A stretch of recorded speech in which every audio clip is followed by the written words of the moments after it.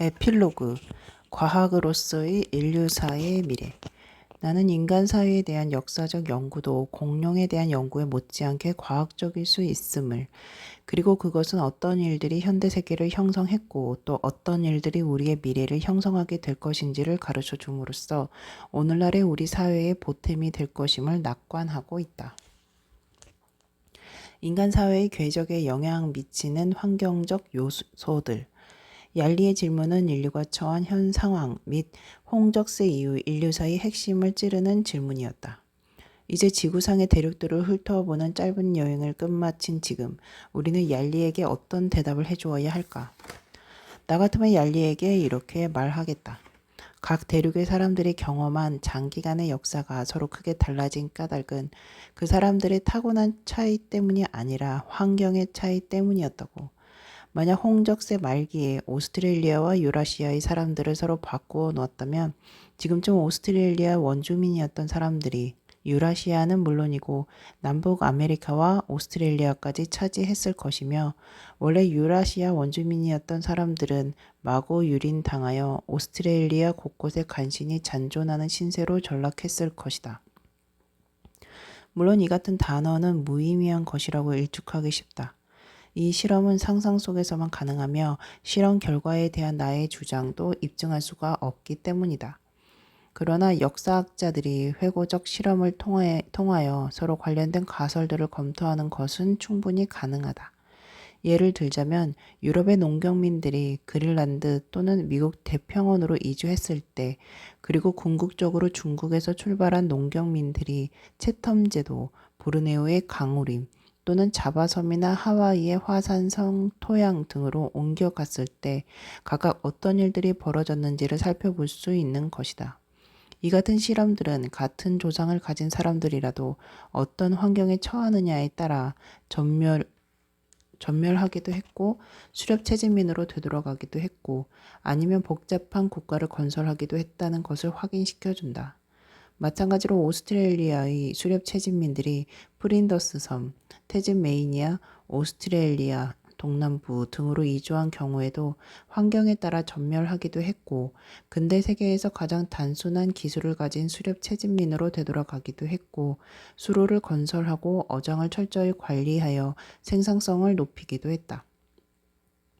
물론 인간 사회의 궤적에 영향을 미치는 환경적 요소들은 무수히 많으며 대륙마다 제각기 그 양상이 다르다. 그러나 각 대륙의 차이점들을 모조리 나열한다고 해서 얄리의 질문에 대한 답이 되지는 않는다. 내가 보기에는 그 중에서 다음 네 가지가 가장 중요한 차이점인 듯하다. 첫 번째는 가축화, 작물화의 재료인 야생 동식물의 대륙 간 차이다.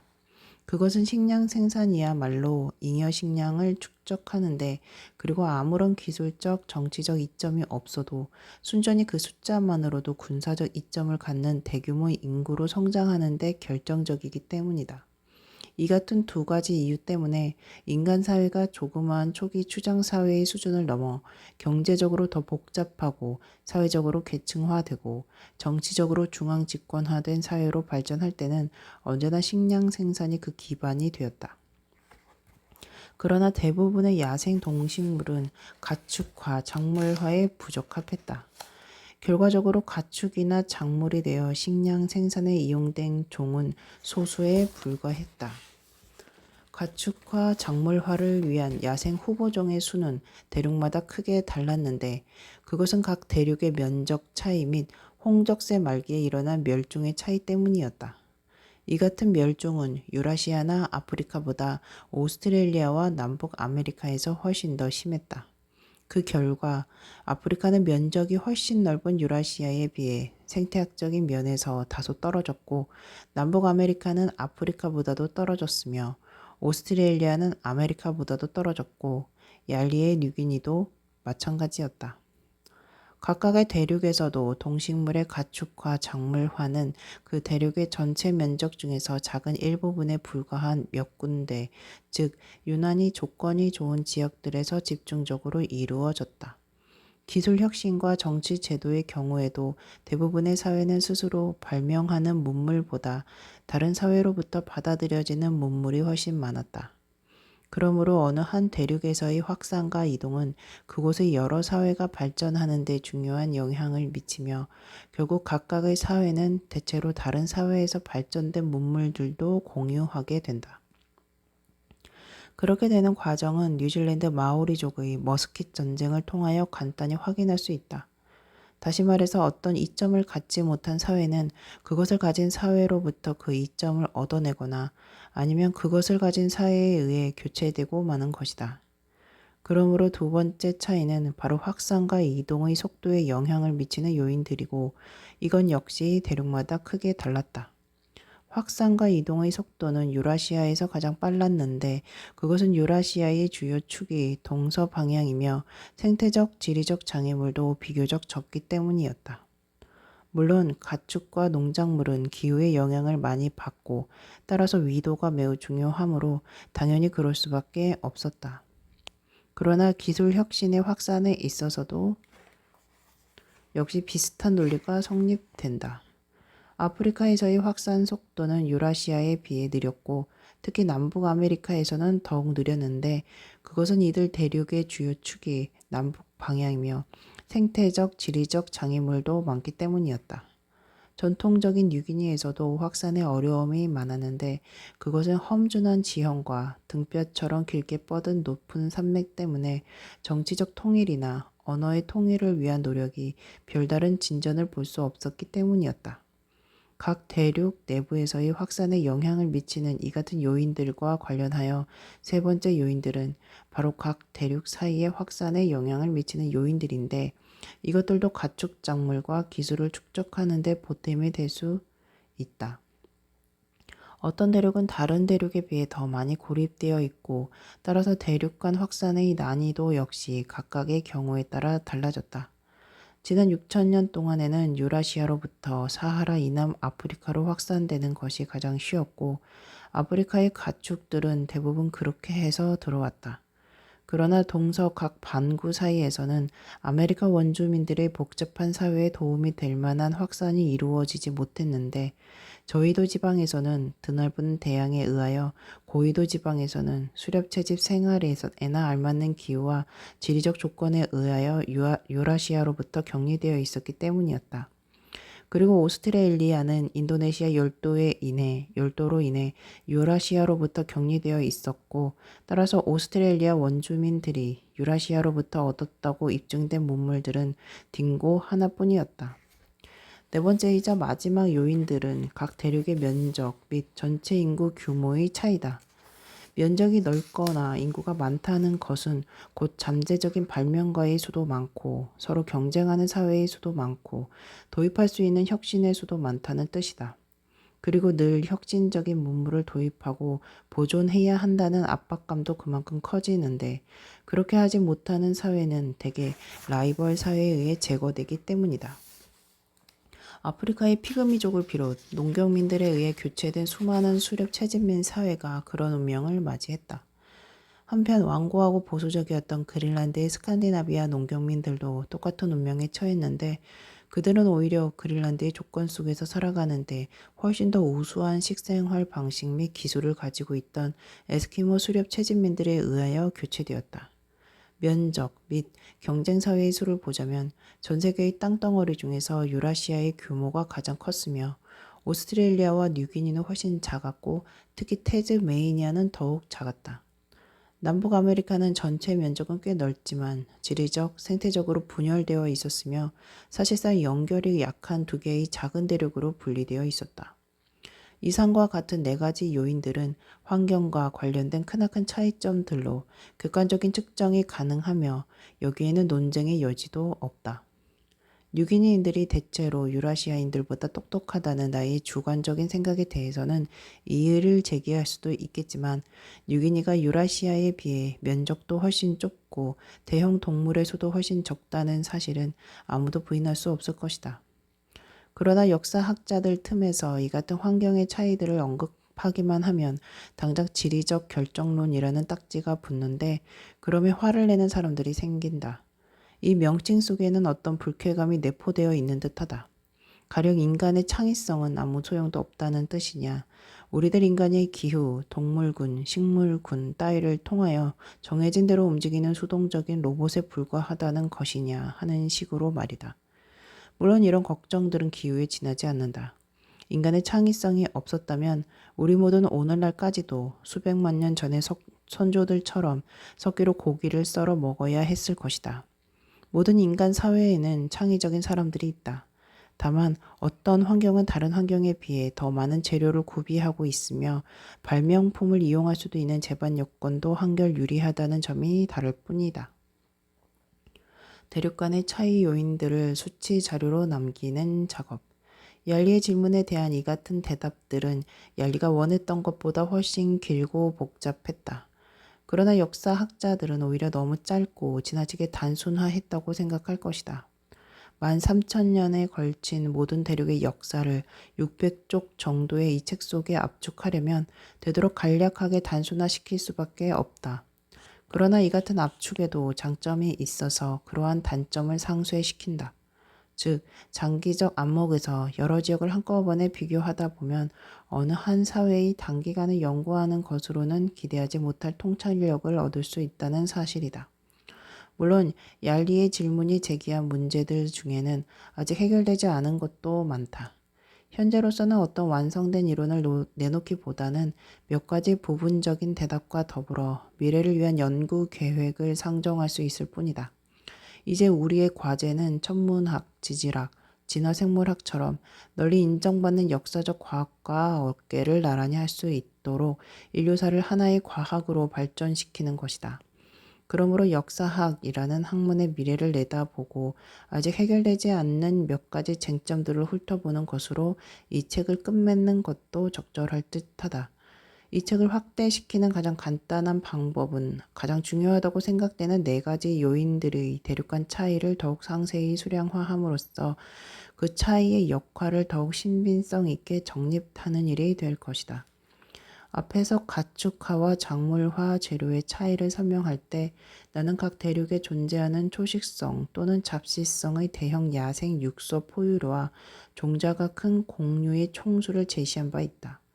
우선 한 가지 확대 방법은 잠두류, 완두류, 살갈퀴류 등 종자가 큰 콩류에 대해서도 그 같은 숫자를 산정해 보는 것이다.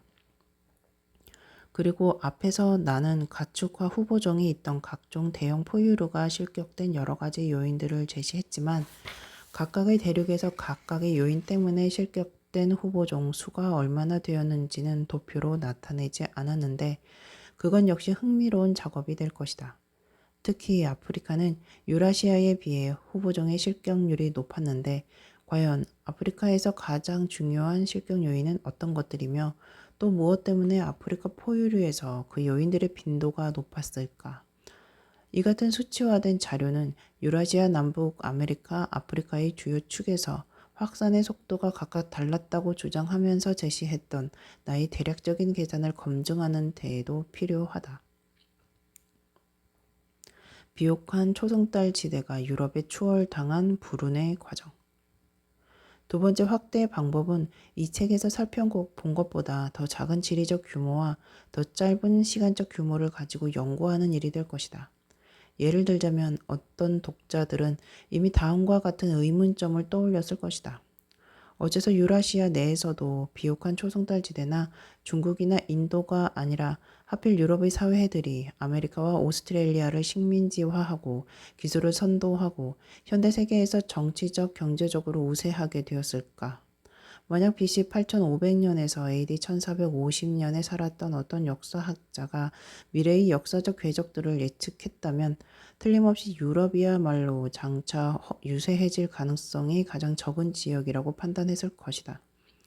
왜냐하면 그 10,000년쯤 되는 기간 중 대부분의 기간 동안 유럽은 9세계의 세 대륙 중에서 가장 낙후된 곳이었기 때문이다.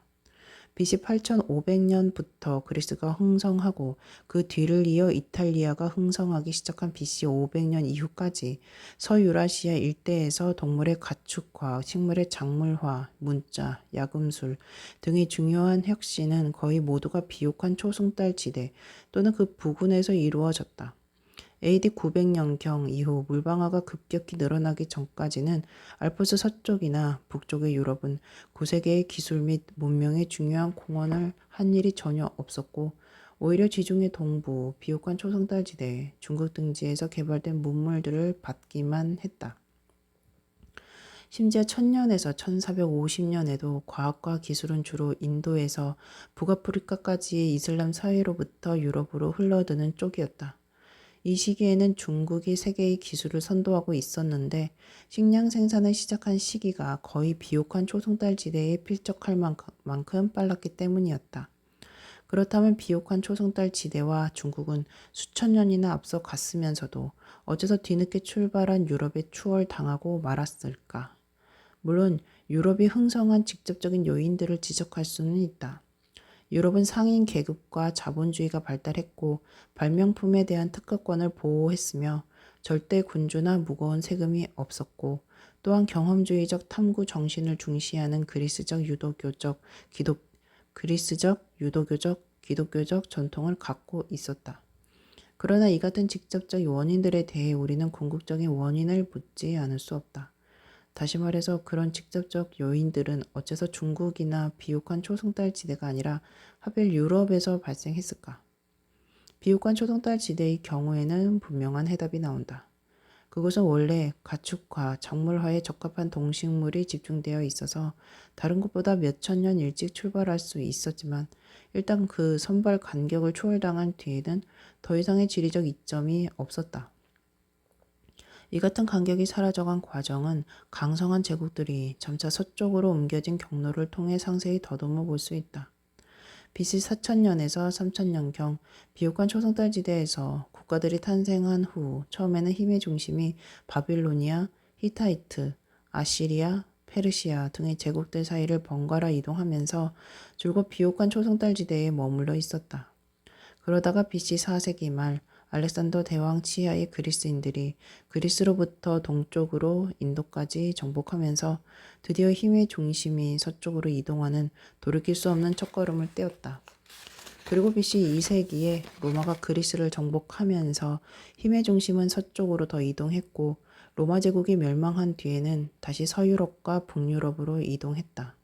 이 같은 이동의 주요 요인은 비옥한 초승달지대의 과거와 현재를 비교해보면 금방 자명해진다. 오늘날에는 비옥한 초승달지대라느니 전세계 식량 생산의 선도 지역이라느니 하는 표현이 터무니없게 들린다. 옛날 비옥한 초승달지대에 속했던 많은 지역이 지금은 사막, 반사막, 스텝으로 변하거나 토양이 심하게 침식되거나 염분이 너무 많거나 해서 농업에 부적합한 땅이기 때문이다. 다만 오늘날 이 일대의 일부 국가들은 재생이 불가능한 석유라는 유일한 자원을 바탕으로 일시적인 부를 누리고 있으며 그 덕분에 이 일대가 오랫동안 근본적인 빈곤에 시달리며 생존 자체가 어려운 지역이었다는 사실이 잠시 감추어져 있을 뿐이다. 그러나 고대에는 그리스를 포함한 지중해 동부 일대와 비옥한 초승달지대의 많은 지역이 숲으로 덮여 있었다. 이 일대가 원래 이 비옥한 산림지대로부터 침식된 잡목지대 또는 사막으로 바뀌었다는 것은 고식물학자들과 고고학자들에 의해서도 자세히 밝혀졌다.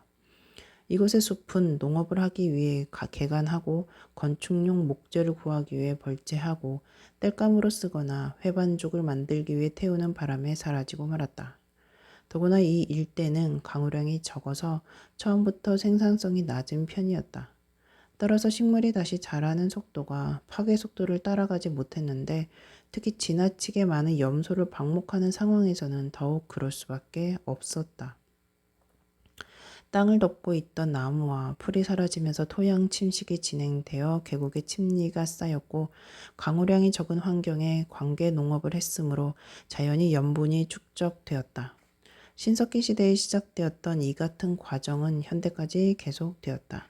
예를 들자면 현대의 요르단에서 나바티아의 수도 페트라 부근에 마지막까지 남아있던 숲들은 제1차 세계대전 직전에 오스만 터키가 헤자츠 철도를 건설할 당시 벌채되어 없어졌다.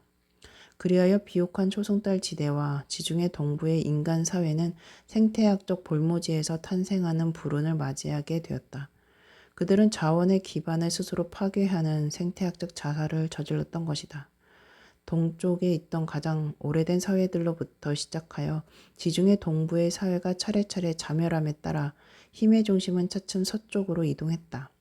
북유럽과 서유럽이 그러한 운명을 피할 수 있었던 것은 그 지역 사람들이 더 현명했기 때문은 아니었다.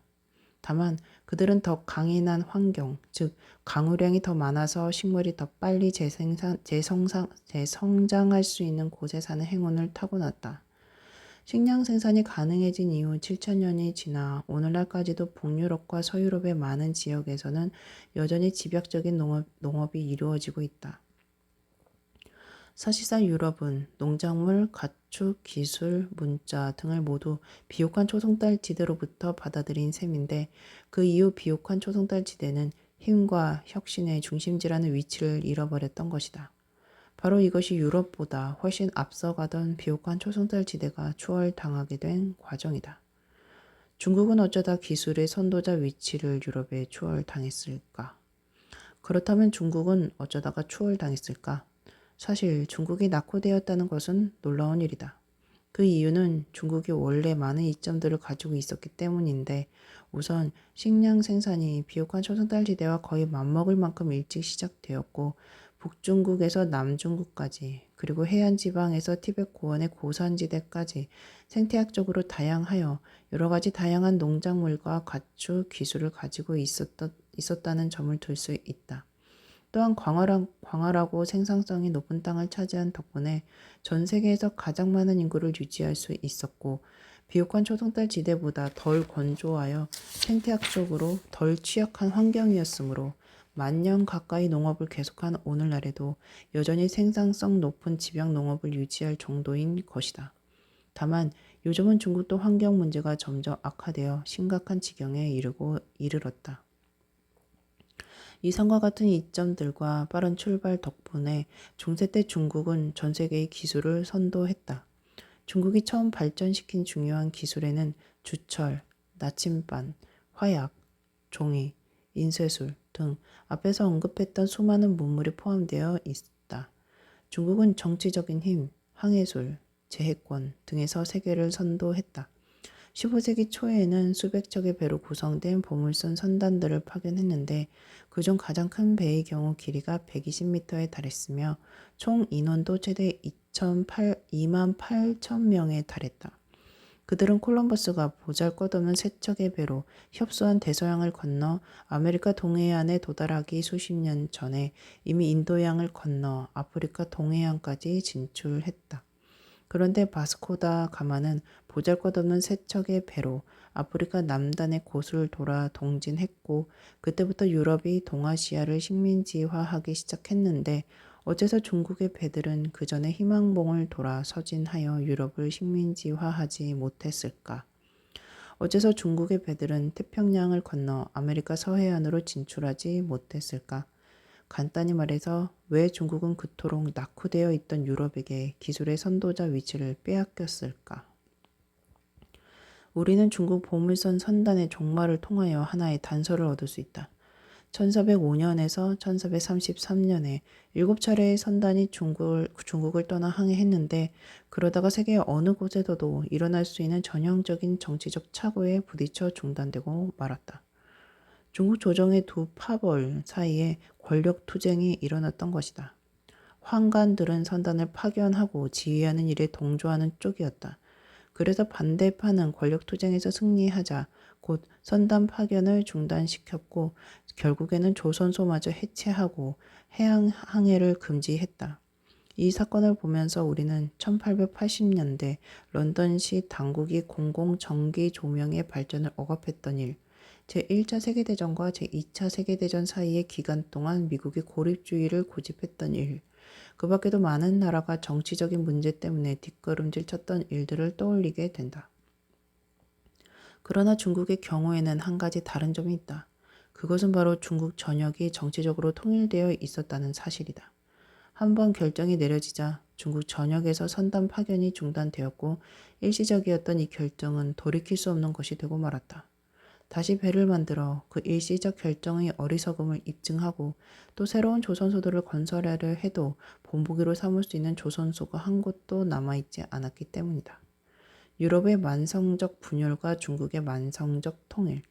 이제 중국에서 있었던 이 같은 일들을 정치적으로 분열된 중국, 유럽의 탐험 선단이 항해를 시작했을 때의 경우와 비교해보자. 크리스토퍼 콜럼버스는 이탈리아인으로 태어났지만 프랑스의 앙주 공의 신하가 되었고 다시 포르투갈 왕의 신하가 되었다. 그러다가 포르투갈 왕에게 서진 탐험을 위한 배를 내달라고 요청했지만 거절당했다. 그러자 콜럼버스는 메디나 세도니아 공에게 호소했지만 그 역시 거절했다. 메디나 첼리 공에게도 호소해 보았지만 또 마찬가지였다. 마지막으로 스페인 국왕과 왕비에게 호소하자 그들도 처음에는 거절했지만 요청했을 때는 결국 허락해 주었다. 그 당시 만약 유럽이 통일되어 앞에 세 왕후 중에 한 명이 다스리고 있었다면 남북 아메리카의 식민지화는 무산이 되었을지도 모른다. 사실 콜럼버스가 5번째 시도에서 수백 명이 넘는 유럽의 군주 가운데 한 명을 설득하는 데 성공한 것은 바로 유럽이 분열되어 있었기 때문이었다. 스페인이 아메리카를 식민지로 만들기 시작하자 다른 유럽 국가들도 스페인으로 흘러드는 부를 목격할 수 있었고 그중 6개국이 아메리카의 식민지화에 더 가담했다. 이 같은 이야기의 전개는 유럽의 대포, 전기조명, 인쇄술, 소화기 등등 무수한 혁신의 경우에도 마찬가지였다. 그 모두가 처음에는 유럽 일부 지역에서 무시당하거나 희한한 이유로 반대에 부딪혔지만 일단 한 지역에서 채택만 되면 결국 유럽 전역으로 전파되었다.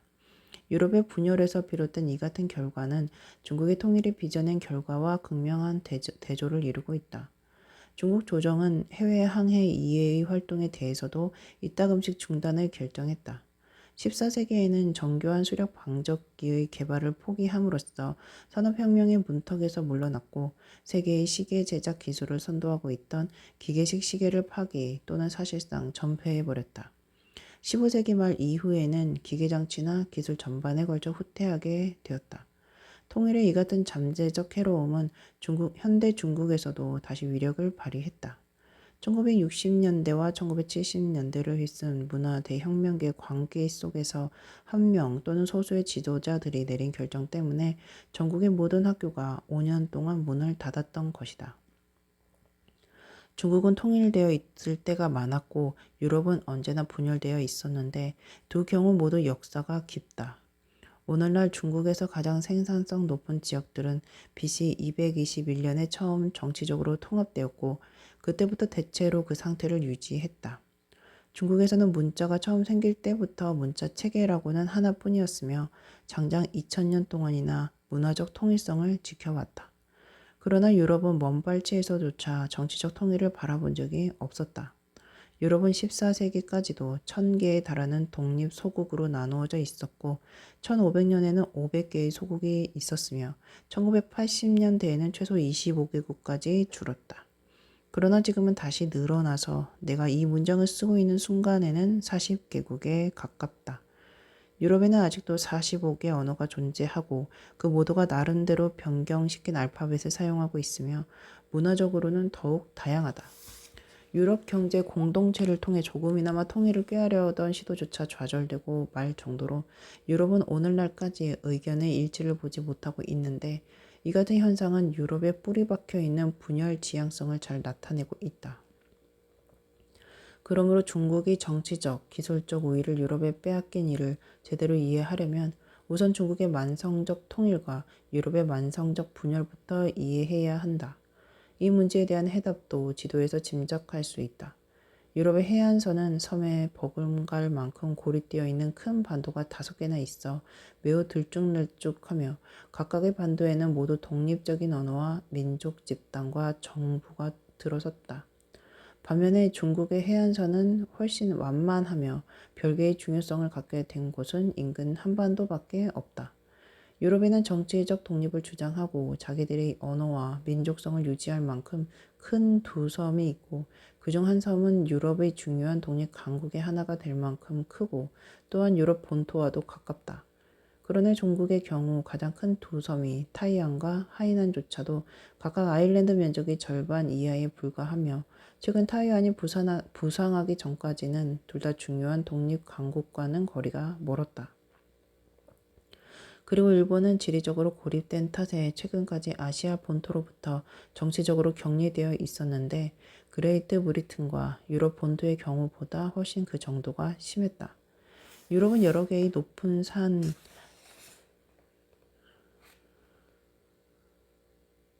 산맥, 알프스, 피레네, 카르파티아, 노르웨이 국경의 산맥 때문에 언어, 민족, 정치 등의 측면에서 각각 독립적인 단위들로 조각조각 나누어져 있는 반면 중국에는 티베트 고원 동쪽에 있는 산맥들은 그리 대단한 장애물이 되지 못한다. 중국의 중심부는 충적토로 이루어진 비옥한 유역을 가로질러 흐르는 두 개의 큰 강, 양쯔강과 항어강이 있어서 동서로 연결되어 있으며 또한 두 강 사이를 남북으로 잇는 통로들도 비교적 평탄한 편이다. 그 결과 중국은 매우 일찍부터 생산성 높은 두 개의 거대한 핵심 지역의 지배를 받게 되었는데 두 지역이라고는 해도 분리 상태가 그리 심하지 않았으며 결국 하나의 핵심 지역으로 합쳐졌다. 그에 비하면 유럽에서 가장 큰 두 개의 강인 라인강과 다뉴브 강은 규모가 작아서 훨씬 좁은 지역밖에 연결해주지 못한다.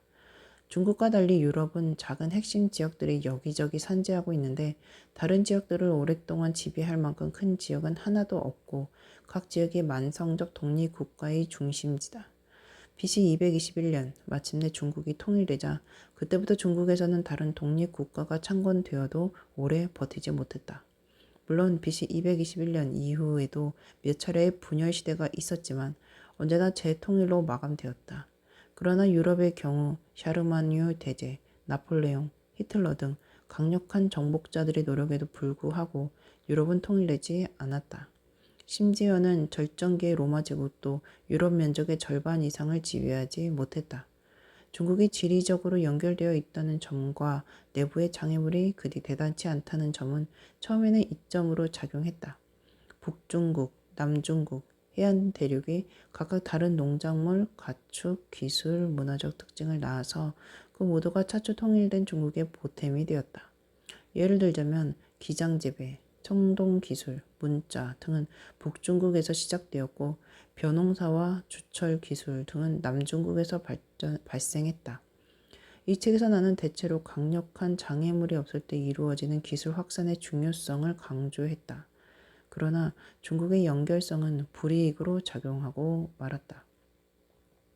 어느 한 폭군의 결정은 당장 혁신을 중단시킬 수 있었고 또 실제로 그 같은 일들이 자주 일어났기 때문이다. 그와 대조적으로 유럽의 지리적 분할 상태는 서로 경쟁하는 수십 또는 수백 개의 독립 소국과 혁신의 중심지들을 만들어냈다.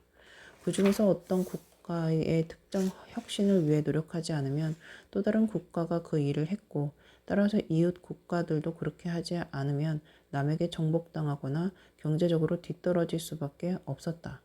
유럽의 장애물들은 정치적 통일을 막기에는 충분한 것이었지만 기술과 아이디어의 전파를 중단시킬 수는 없었다.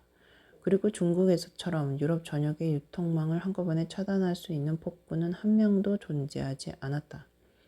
원주민들이 세계를 지배할 가능성은 희박하다. 이 같은 비교를 통하여 우리는 지리적 연결성이 기술 발전에 궁극적일 수도 있고 부정적일 수도 있음을 알 수 있다. 따라서 아주 장기적인 안목으로 본다면 적당히 연결되어 있는 곳, 다시 말해서 연결성이 너무 강하지도 않고 너무 약하지도 않은 곳에서 기술은 가장 빠르게 발전했을 것이다.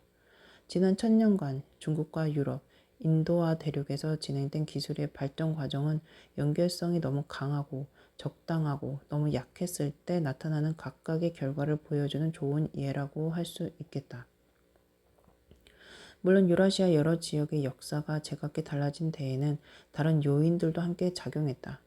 예를 들면 중앙아시아의 기마 유목민들은 유라시아 일대에 끊임없는 위협을 가했는데 비옥한 초속달지대, 중국, 유럽 등 지역에 따라 그 위협의 강도가 각기 달랐다. 그 중에 한 유목민 집단 몽골족은 결국 이란과 이라크의 옛 관계 시설들을 파괴하고 말았지만 아시아의 이들 유목 민족 중에서 헝가리 평원 너머의 서유럽 삼림지대까지 차지한 민족은 없었다. 그 밖에 환경적 요인으로는 비옥한 초승달 지대가 지리적으로 중간 위치에 있어서 중국 및 인도와 유럽을 잇는 교역로를 통제했다는 점, 그리고 중국은 유라시아의 다른 발전된 문명들로부터 더 멀리 떨어져 있어서 사실상 대륙 내의 거대한 섬과 같았다는 점도 들 수 있다.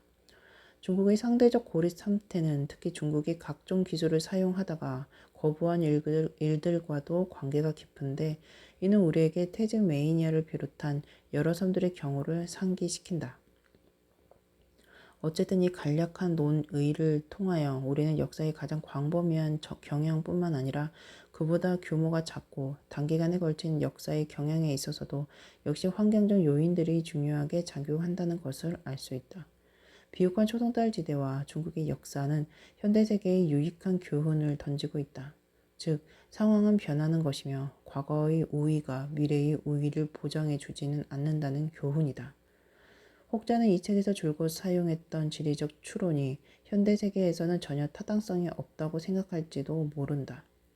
오늘날에는 각종 아이디어가 인터넷을 통해 즉각 전 세계로 확산되고 있으며, 또한 화물도 비행기에 실려 하룻밤 사이에 이 대륙에서 저 대륙으로 날아갈 수 있기 때문이다. 그리고 세계 각지의 사람들 사이에도 전혀 다른 규칙들이 적용되는 것처럼 보일지도 모른다.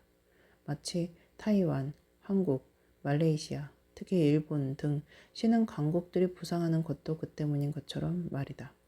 그러나 전혀 다르다는 그 규칙들도 잘 살펴보면 종전 규칙의 변형에 불과함을 알 수 있다. 물론 1947년 미국 동부의 벨 연구소에서 발명된 트랜지스터가 단숨에 13,000km를 건너뛰어 일본에서 전자산업을 촉발시킨 것은 사실이다. 그러나 그보다 가까운 자이르나 파라과이에서 트랜지스터가 새로운 산업을 일으키지 못했다.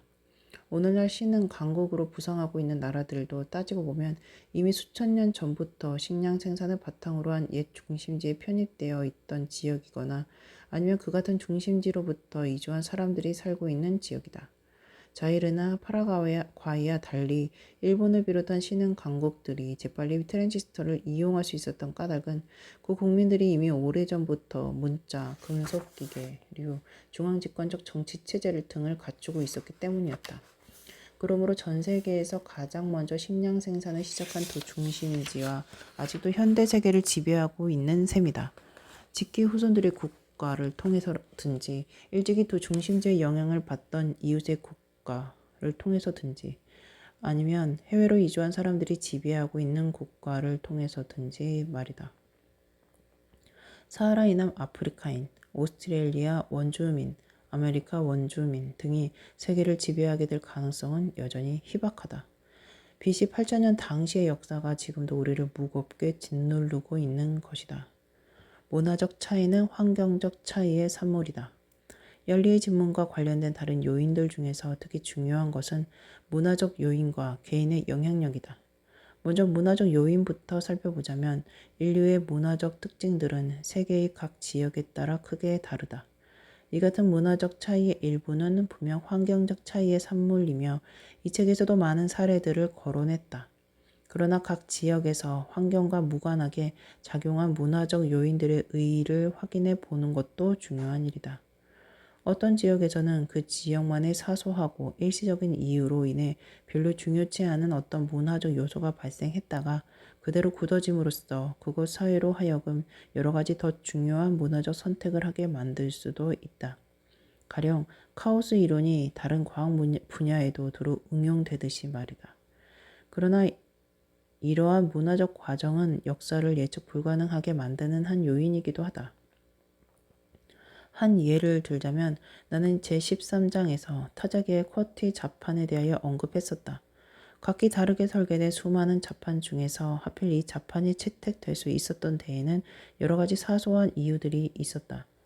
구체적으로 말하자면 1860년대 당시 이 미국에서 만들어진 초기 타자기의 구조, 타자기 판매 정책, 신시내티에 속기 타자 학원을 차린 롱리라는 여자 선생이 1882년에 내린 결정, 그리고 그 롱리 선생에게서 타자를 배운 프랭크 맥걸린이라는 수제자가 1888년 개최된 타자 경시 대회에서 쿼티 자판을 쓰지 않은 루이스 토브라는 경쟁자를 물리쳤고 그 결과가 널리 보도된 일 등이 그것이다.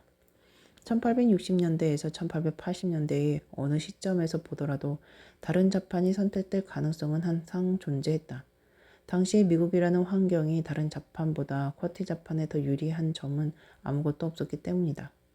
그러나 일단 결정이 내려지자 쿼티 자판은 확고하게 뿌리를 내렸고 1세기 뒤에는 컴퓨터 자판에도 채택되었다. 그리고 비록 머나먼 과거의 일이라서 지금은 확인할 길이 없지만 중앙 아메리카에서 20진법을 널리 사용한 것과는 대조적으로 수메르인들이 10진법 대신 12진법을 채택한 것도 어쩌면 그처럼 사소한 이유 때문이었는지도 모른다.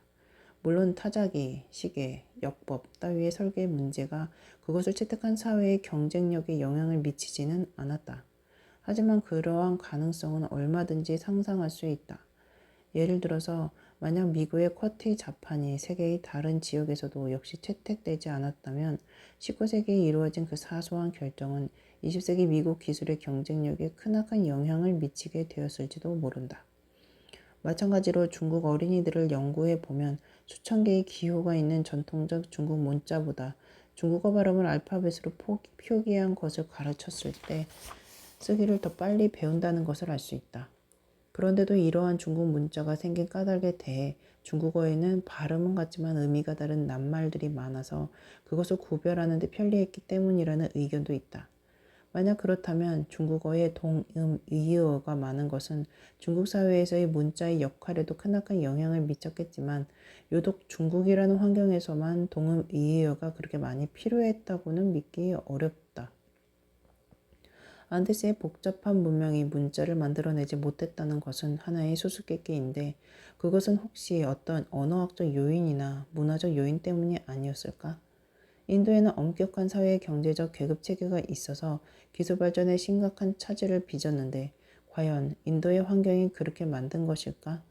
중국의 유교와 문화적 보수주의도 중국 역사에 깊은 영향을 미쳤는데 과연 중국의 환경이 그렇게 만들었을까?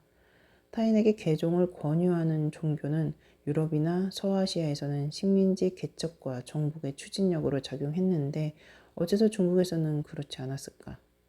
이처럼 환경과 무관하고 처음에는 별로 중요하지도 않았던 어떤 특이한 문화적 요소가 나중에는 큰 영향을 가진 장기적인 문화적 특징으로 발전할 수도 있는데 앞서 든 예들은 이 문제가 얼마나 폭넓은 것인지를 잘 보여주고 있다. 이 같은 요소들의 의의는 아직 제대로 규명되지 않은 중요한 문제다. 이 문제에 접근하는 최선의 방법은 중요한 환경적 요인들의 영향을 파악한 뒤에도 여전히 알쏭달쏭한 역사적 경향들을 집중적으로 연구하는 것이다.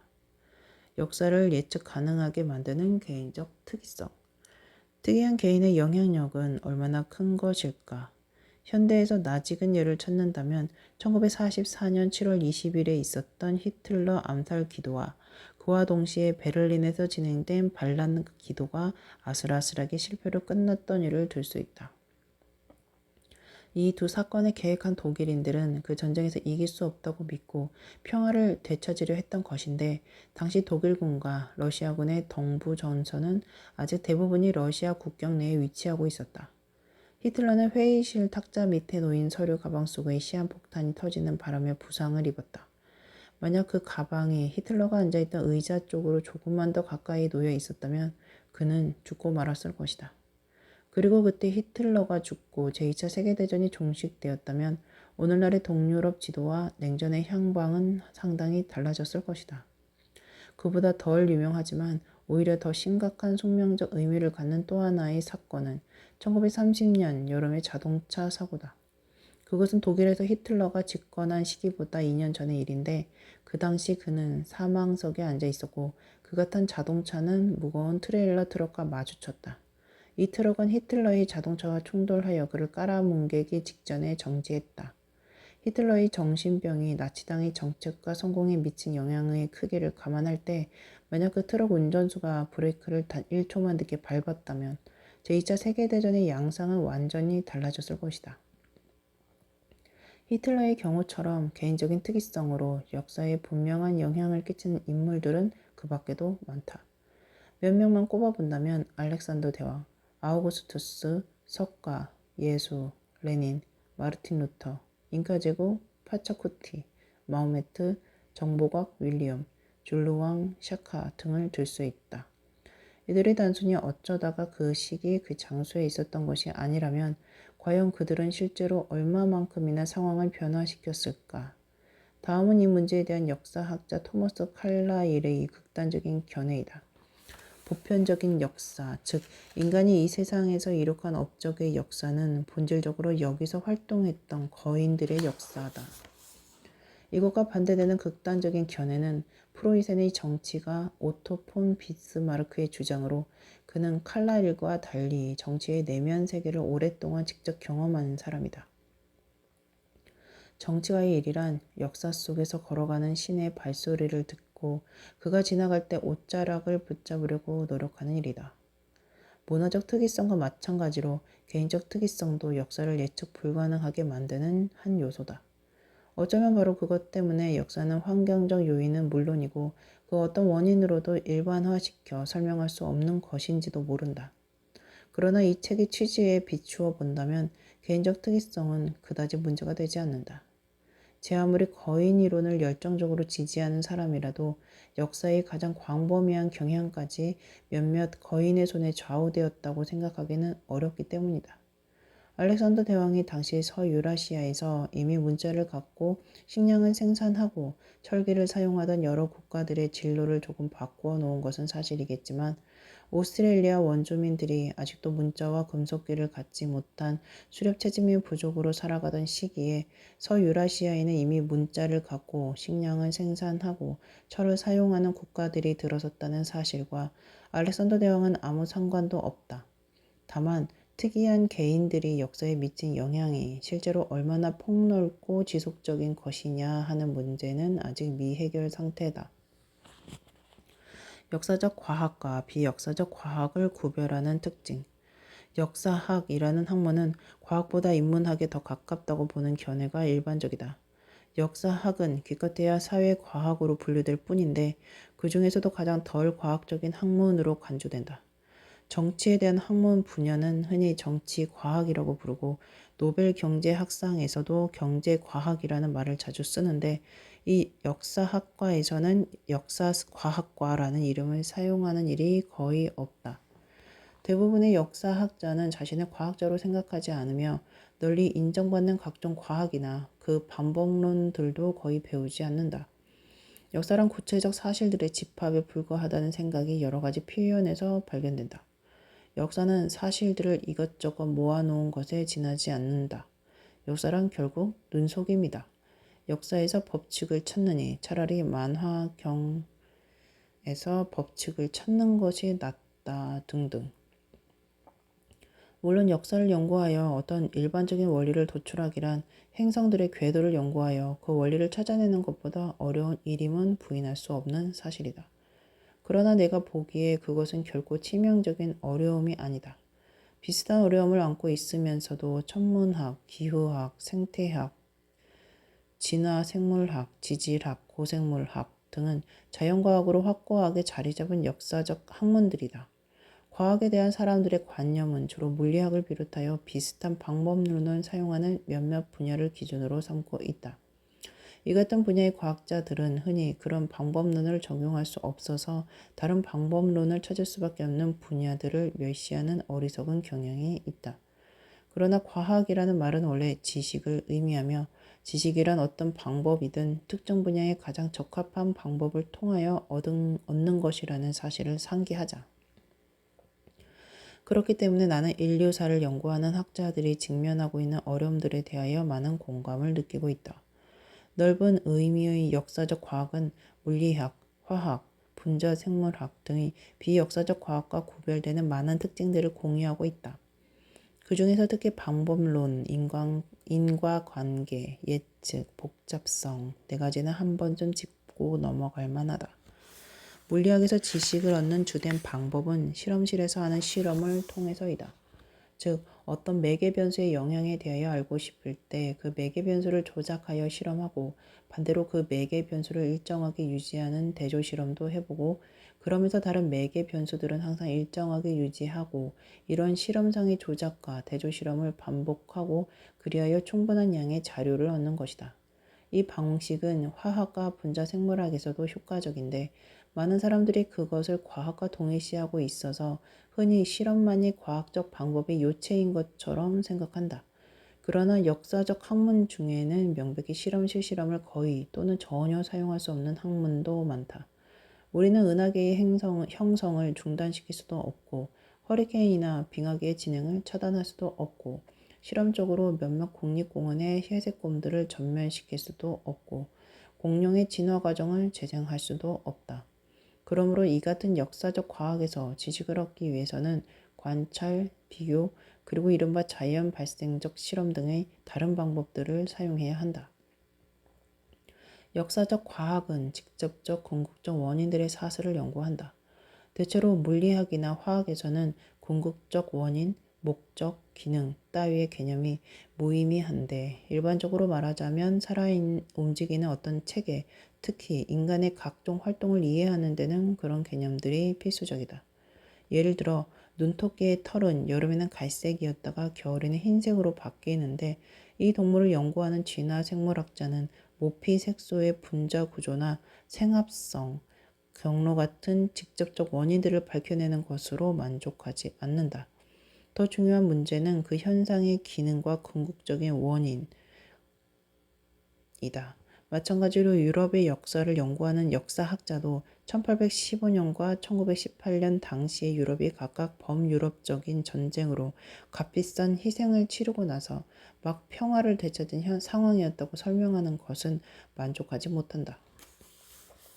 1918년의 경우에는 몇십 년 후 다시 범유럽적인 전쟁이 터져 더욱 큰 희생을 치르게 되었지만 1815년의 경우에는 그렇지 않았는데 그 이유를 이해하기 위해서는 먼저 그 두 차례의 평화 조약이 체결되기까지 진행되었던 여러 사건들의 서로 대조적인 사슬을 이해하는 것이 필수적이다. 그러나 화학자들은 어떤 두 기체의 분자의 충돌에 대해 목적이나 기능 따위는 설정하지 않으며 또한 그 충돌의 궁극적 원인을 찾으려 하지도 않는다. 역사적 과학과 비역사적 과학의 또 다른 차이점은 예측의 문제다. 화학이나 물리학에서 어떤 사람이 어떤 체계를 제대로 이해하고 있는지 검사하는 방법은 그 체계가 앞으로 나타낼 반응을 그 사람이 미리 예측할 수 있는지 확인해 보는 것이다. 이 문제에 있어서도 물리학자들은 진화 생물학이나 역사학을 얕잡아 보는 경향이 있는데 그것은 이들 분야가 그 같은 검사를 통과하지 못한 것처럼 보이기 때문이다. 역사적 과학을 연구하는 학자는 귀납적인 설명은 할 수 있지만 선현적 예측을 하는 것은 그보다 어렵다. 그러나 역사학자들과 역사적 과학자들도 미래의 새로운 자료가 발견되어 우리가 알게 될 과거의 사건들의 내용을 미리 예측해 보며 또한 그 예측을 검증하기도 한다. 역사적 체계들의 복잡성과 예측 불가능성을 설명하는 방식. 각종 역사적 체계는 예측을 시도하는 일을 복잡하게 만드는 여러 가지 특성들을 지니고 있는데 이 같은 특성들을 설명하는 데는 다음과 같은 몇 가지 방식이 있을 수 있다.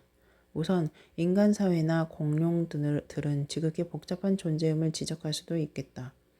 이들의 경우에는 상호 반응하는 개별적인 변수들의 수가 엄청나게 많다는 점이 특징이기 때문이다.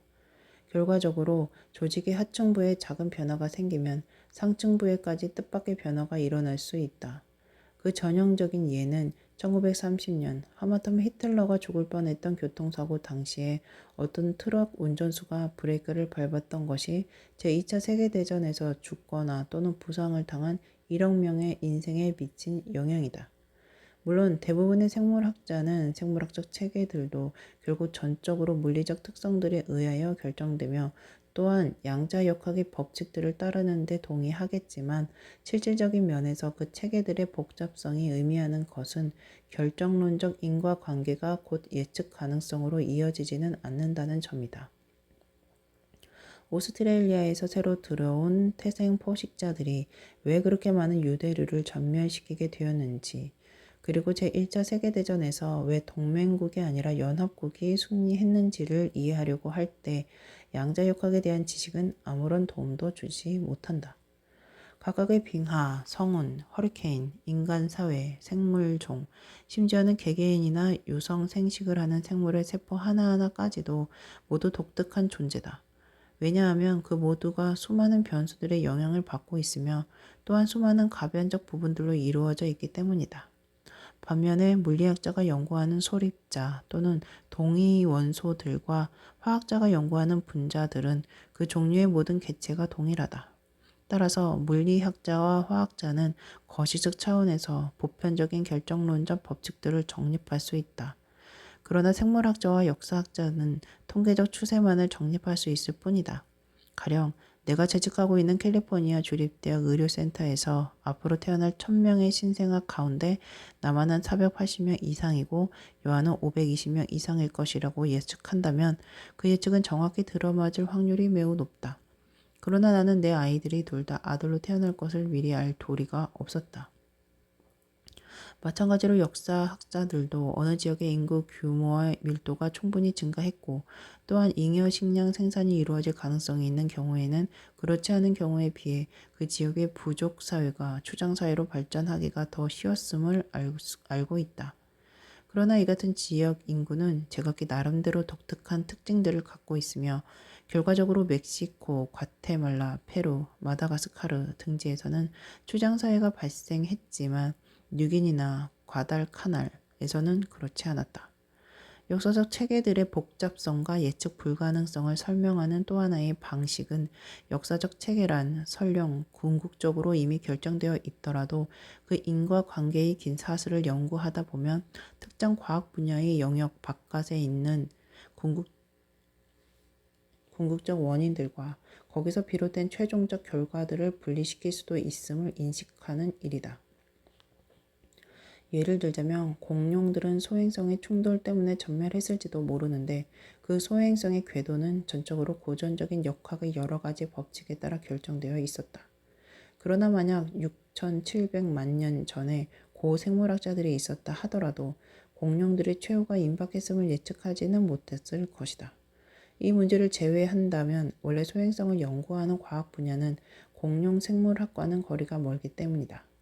이와 마찬가지로 1300년에서 1500년의 단기 빙하기는 그린란드의 스칸디나비아인들이 소멸하는 한 원인이 되었지만 역사학자는 물론이고 아마 현대의 기후학자도 단기 빙하기를 미리 예측할 수는 없었을 것이다. 인류 사회의 보탬이 될 인간 사회에 대한 과학적인 역사 연구. 이처럼 역사학자가 인간 사회의 역사에서 원인과 결과를 파악하려고 할 때 직면하는 어려움은 대체로 천문학자, 기후학자, 생태학자, 지운하 생물학자, 지질학자, 고생물학자 등이 직면하는 어려움과도 비슷하다.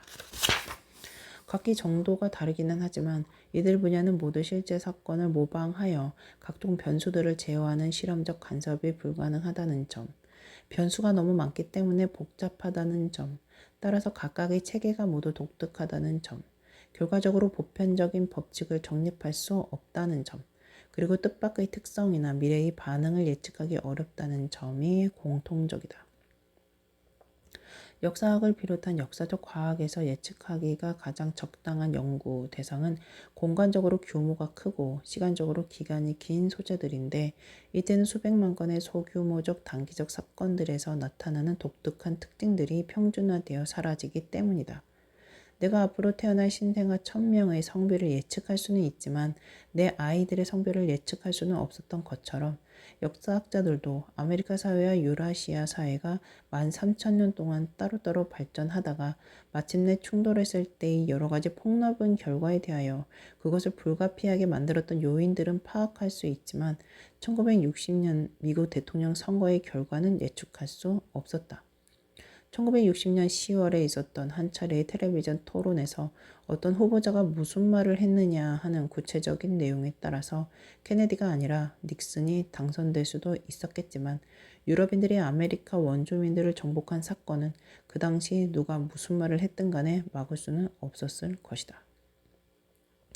인류사를 연구하는 학자들이 기타 역사적 과학을 연구하는 과학자들의 경험을 통하여 얻을 수 있는 것은 무엇일까? 여기서 유용한 방법론은 비교 연구법과 이른바 자연 발생적 실험이다. 인류 사학자와 은하계의 형성을 연구하는 천문학자는 둘 다 어떤 제어된 실험실 실험을 통하여 자기가 연구하는 체계를 조작하지는 못하지만 자연 발생적 실험은 둘 다 이용할 수 있다. 그것은 어떤 사건의 원인이 되었다고 추정되는 요인이 있거나 없다는 점에서 상반되는 여러 체계를 서로 비교해 보는 것이다. 예를 들어 유행병 학자는 사람들에게 다량의 소금을 먹이는 실험을 해볼 수 없지만 대신 이미 소금 섭취량에 큰 차이를 보이는 인간 집단들을 비교함으로써 소금을 너무 많이 섭취할 때의 효과를 파악할 수 있다. 또한 문화인류학자는 수백 년 동안 여러 인간 집단에게 각각 다른 양의 자원을 제공하는 실험을 해볼 수 없지만 그 대신 자연 상태의 자원량에서 차이가 있는 여러 섬에 살고 있는 폴리네시아인들의 최근 인구를 비교함으로써 자원량의 장기적인 효과를 연구할 수는 있다. 인류사를 연구하는 학자가 자연 발생적 실험을 통하여 비교 연구할 수 있는 대상은 단순히 사람이 살고 있는 5개 대륙만이 아니다. 상당히 고립되어 있는 상태에서 복잡한 사회를 발전시킨 큰 섬들을 비교해 볼 수도 있고 또한 각 대륙에 속해 있는 수백 개의 작은 섬이나 여러 지역 사회들을 비교해 볼 수도 있다. 생태학이나 인류사뿐만 아니라 어떤 분야에서든 자연 발생적 실험은 본질적으로 방법론에 대한 비판을 받기 쉽다. 그 중에는 우리가 관심을 가진 변수 이외의 다른 변수들이 자연적으로 변화하면서 일으키는 효과가 혼재되어 있다는 비판도 있을 수 있고 또한 변수들 사이에서 관찰된 상관관계를 바탕으로 인과관계의 사슬을 추론하는 데 따르는 문제점들에 대한 비판도 있을 수 있다. 이 같은 방법론적 문제점들에 대해서는 일부 역사적 과학에서도 매우 자세하게 논의되었다. 특히 인간 집단을 비교함으로써 인간의 질병들에 대해 추론하는 과학인 유행병학은 인간 사회를 연구하는 역사학자들이 직면한 것과 유사한 문제점들을 해결하기 위하여 이미 오래전부터 형식화된 절차들을 효과적으로 이용했다. 또한 생태학자들도 자연 발생적 실험의 문제점들에 주의를 기울이는 일을 게을리하지 않았는데 그들이 연구하려는 생태학적 변수는 직접 실험적 간섭을 가하여 조작하는 일이 비윤리적이거나 불법이거나 불가능한 경우가 많으므로 그때마다 자연 발생적 실험이라는 방법론에 의지할 수밖에 없기 때문이다. 그리고 최근 진화 생물학자들은 진화 과정이 이미 알려진 각종 동식물들을 서로 비교함으로써 결론을 도출하는 더욱 정교한 방법들을 개발하고 있다. 간단히 말해서 과학 분야 중에서 역사가 그리 중요하지 않고 작용하는 변수들도 소수에 지나지 않는 분야의 문제들을 이해하는 것보다 인류사를 이해하는 것이 훨씬 어렵다는 점은 나도 시인한다. 그러나 몇몇 분야에서는 이미 역사적인 문제들을 분석하는 데 효과적인 방법론들을 속속 얻어냈다. 그리하여 공룡, 성운, 빙하 따위의 역사는 오늘날 일반적으로 인문학보다 과학에 더 가까운 분야라는 인정을 받고 있다. 그렇지만 우리가 내성을 통하여 훨씬 더 많은 통찰력을 얻을 수 있는 것은 공룡의 행동이 아니라 다른 인간들의 행동에 대해서다. 따라서 나는 인간 사회에 대한 역사적 연구도 공룡에 대한 연구에 못지않게 과학적일 수 있음을, 그리고 그것은 어떤 일들이 현대 세계를 형성했고 또 어떤 일들이 우리의 미래를 형성하게 될지를 가르쳐 줌으로써 오늘날의 우리 사회에도 보탬이 될 것임을 낙관하고 있다.